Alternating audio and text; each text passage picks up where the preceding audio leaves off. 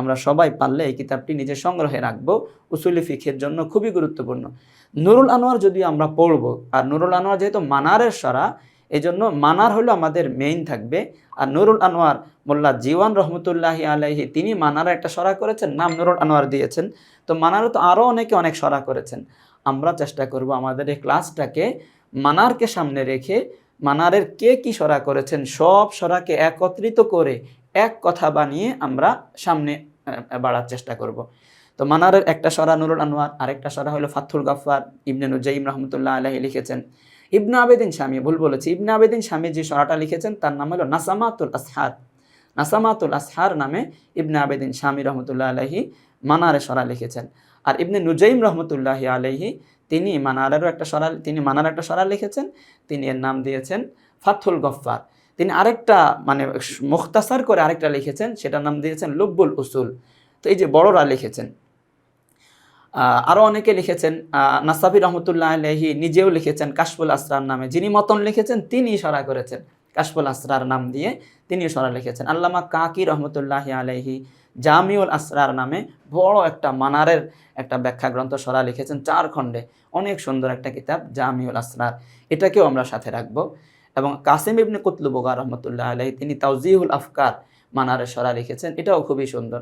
এরপরে ইবনে মালাক ইবনে ফারিস্তা, এই একটা গুরুত্বপূর্ণ মানার আরেকটা সরা। আমাদের ঢাকার দিকে অবশ্যই নুরুল আনোয়ারটাকে পড়ায় মানারের সরা হিসাবে, কিন্তু চট্টগ্রাম বা ওই দিকে মানারের সরা হিসাবে শরে ইবনে মালাকটা বেশি গুরুত্ব পেয়েছে। তারা শরে ইবনে মালাকটাকে বেশ গুরুত্ব দিয়ে থাকেন, আগে দিতেন, এখন অবস্থা কি আমার সঠিক জানা নেই। তো শরে ইবনে মালাক এটাও মানারের নুরুল আনোয়ারের মতোই কিংবা পাশাপাশি গুরুত্ব রাখে এমন মানারের আরেকটা সরা শরে ইবনে মালাক, এটাও আমরা সাথে রাখবো আমরা যখন ক্লাস করব।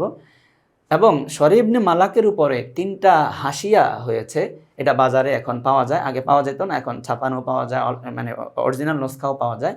এটার নাম দিয়েছে শরহুল মানার। শরে ইবনে মালাকের হাসিয়া লিখেছেন, শরে ইবনে মালাকের হাসিয়া 3টা হাসিয়া, একটার নাম হলো আনোয়ারুল হালাক, আর একটা নাম হলো হাসিয়াতু রুহাবি, আর একটা নাম হলো হাসিয়াতু আজমি জাদা। এই 3টা হাসিয়াকে একসাথ করে মানার ইবনে মালাকের উপরে 3টা হাসিয়াকে একসাথ করে একটা নুসখা বেরিয়েছে। এই নুসখার উপরে নাম হলো শরহুল মানার। এই কিতাবটাও আমাদের রাখা উচিত, আমরা চেষ্টা করব এই কিতাবটাকেও সামনে রেখে।